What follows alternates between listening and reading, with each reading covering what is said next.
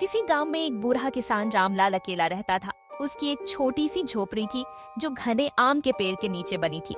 रामलाल का जीवन खेती पर ही निर्भर था।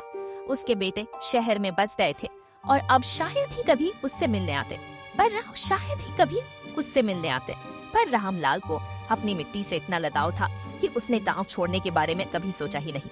हर सुबह वह हल लेकर खेतों में जाता, मिट्टी को अपने हाथों से सहलाता और फसल की देखभाल करता। गांव के लोग उसकी मेहनत और सादगी की मिसाल दिया करते थे, पर उम्र बढ़ने के साथ उसकी ताकत कम हो रही थी।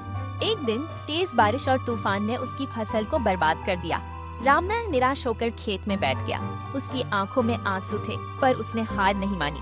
गांव वालों को जब इसका पता चला तो उन्होंने उसकी मदद करने का फैसला किया। अगले ही दिन गांव के सभी लोग उसके खेत पर पहुंचे और मिलकर फसल को फिर से बोने लगे।